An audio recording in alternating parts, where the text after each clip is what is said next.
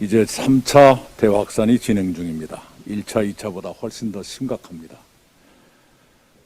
우리가 반성할 것도 있을 것입니다. 그러나 우리는 이번에도 연대와 협력의 시민정신으로 극복할 것이라고 저는 확신합니다. 영하의 날씨에도 검사를 받으려고 길게 줄서 기다리시는 시민들, 자원봉사에 나서신 수천 명의 의사와 간호사들, 병원을 통째로 중증 환자들께 내놓으신 병원장님, 한 분 한 분이 시민정신의 영웅들이십니다. 감사드립니다. 그뿐이 아닙니다. 그제 5개 대형 교회가 수련원, 기도원 등 890시를 경증 환자 생활치료센터 또는 자가격리자 임시생활시설로 내놓으셨습니다.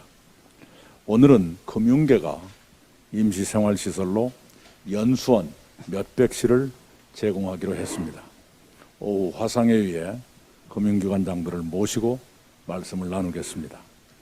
기업, 협회, 교육기관 등에서도 동참 움직임이 이어지고 있습니다. 깊이 감사드립니다.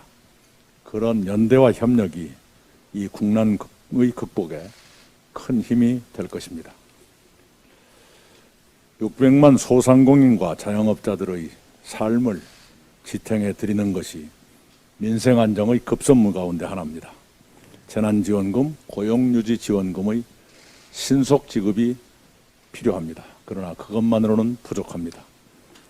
임차료에서 자영업자들의 고통을 나누고 함께 사는 방안을 찾아야겠습니다. 코로나19로 영업을 하지 못하고 소득도 없는데 임차료는 그대로 내야 한다면 그것은 너무 가혹합니다. 그분들을 도울 지혜롭고 효과적인 방법을 찾겠습니다. 임차료 문제를 포함해 소상공인 자영업자 긴급 보호 대책을 종합적으로 마련하겠습니다. 지난 일요일 기자회견에서도 어제 SNS를 통해서도 저는 국회에 코로나19 극복 및 경제특위를 조속히 구성해 가동하자고 야당에 호소드렸습니다. 소상공인 자영업자 등 삶의 벼랑에 내몰리신 국민을 돕는데 국회가 하루빨리 나서야겠습니다. 더구나 그 특위는 올해 8월 여야 원내대표가 구성키로 합의한 몇 개 특위의 하나입니다. 위기의 민생을 정치가 더는 외면하지 말아야 합니다. 법무부 검사징계위원회가 윤석열 검찰총장에 대해 정직 2개월의 처분을 내렸습니다. 징계위의 판단을 존중합니다. 현직 총장이 중징계를 받은 것은 검찰 내부의 과제가 그만큼 크다는 것을 드러낸 것입니다. 검찰개혁을 왜 해야 하는지 더욱 분명해졌습니다. 우리는 검찰개혁을 지속할 것입니다. 공수처는 검찰에 대한 민주적 통제에도 기여할 것입니다. 공수처장 후보 임명 등의 절차가 신속히 진행되기 바랍니다.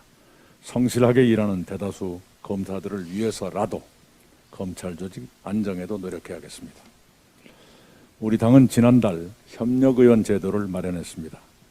우리 당 국회의원이 계시지 않거나 적은 지역의 사업이나 예산 등 여러 애로를 해결하는데 다른 의원들이 협력해드리자는 취지입니다.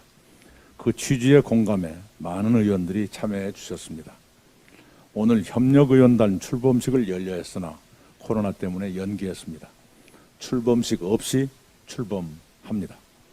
협력의원 여러분께서 맡으신 지역의 요구를 충실히 듣고 당과 함께 도와드리시기 바랍니다. 또한 어제는 우리 당의 17개 시도당이 서로 돕기 위해 자매 결연을 했습니다. 이렇게 서로 도우며 우리 당은 내실 있는 전국정당으로 탄탄하게 발전할 것입니다. 이상입니다.